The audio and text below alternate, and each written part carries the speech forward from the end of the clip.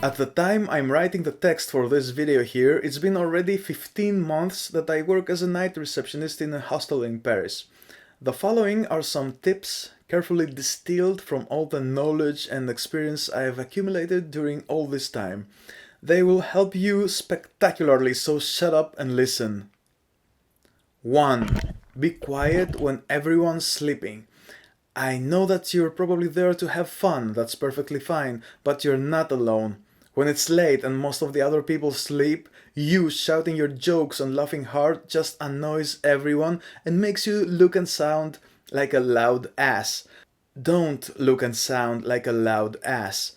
Nobody likes loud asses, except for loud asses themselves. Maybe that's why they tend to gather in packs. And you can trust me when I tell you that the receptionist who tells you that you need to keep it the fuck down has nothing personal against you and your fun times. They're trying to make sure that everybody has a good time. Try to listen.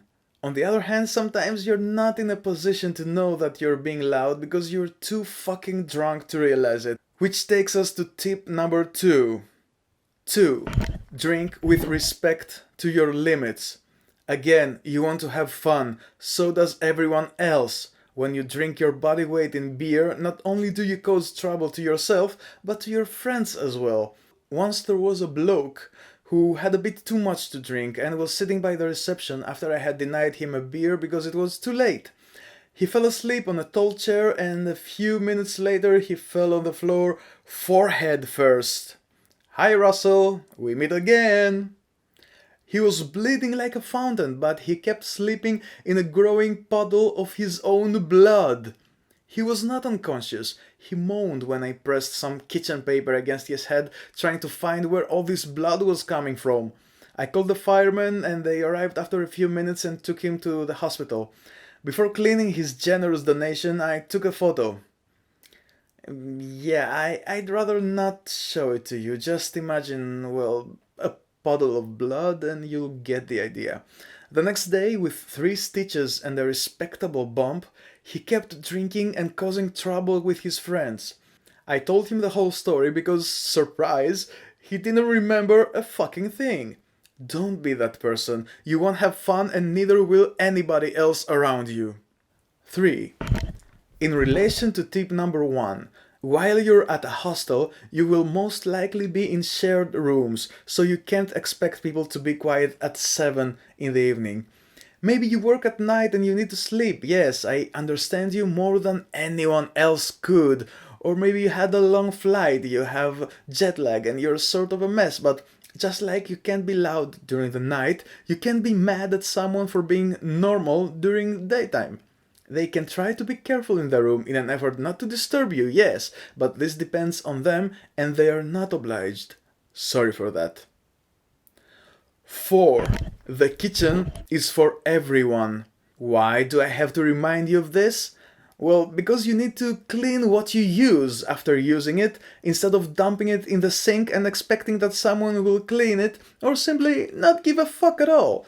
All the equipment is there for everyone's convenience and free to use, so respect that, wash what you use and don't be a dick. 5. The toilet is not a dump, and I don't want to go into detail. Just, remember to flush, to aim, to clean up a bit in case of an accident. I don't want to go into detail. Please don't make me. You know that brush that goes next to the toilet bowl usually? Use it. Not always, only when it's needed. I don't want to go into detail. 6. Also, don't complain to us if the toilet is a dump. We can't follow people around and see if they cleaned. Each room is a separate ecosystem that changes each day. There is a possibility that bad and disgusting things are going to happen, things beyond our control. We can't put in a room a list with basic human behavior rules. If people aren't taught these things at home, they won't learn them at the hostel. 7. But let's give it a try anyway, why the fuck not? When you're at the hostel room, only your bed and your locker belong exclusively to you. The rest is for everyone. So don't occupy communal real estate with tons of stuff, and certainly don't put your crap on other beds, even if they look like they're free. Keep your personal space limited. It's not a fight for the strongest. You're all in this together. Cooperate. You need each other.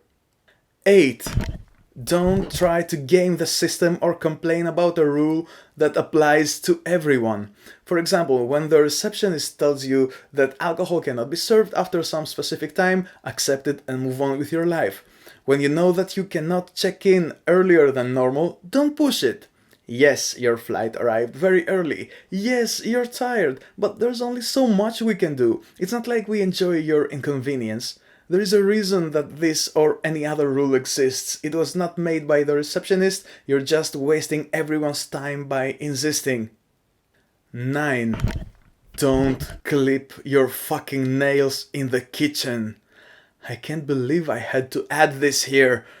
Goodness, it makes no sense at all. Why would anyone do this? Really, when I clean the kitchen and I sweep and I find all these clippings, it turns my stomach inside out more than a toilet that saw a busy day and no one to tend to its wounds. That's because a toilet is made for this kind of stuff, but a kitchen is for eating, hanging out and so on. So clipping your nails in the kitchen makes you fucking disgusting. Stop it, you disgusting person. Enough already. 10. Use Google. It saves time.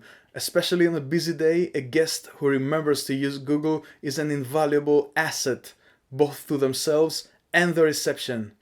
11. Is the kitchen closed? Yes, it is. Can we stay in there? No, you cannot. That's it. Did I forget something? Did I exaggerate? Yes, I think I did in some instances. That was kind of the point though. Is there anything you'd like to suggest to receptionists from your experience as a guest maybe? Let me know in the comments. And if you liked this video, you can subscribe so that you can be informed when the next ones are up. If you hated it, you can subscribe as well so that you can hate watch the next ones too. Bye for now.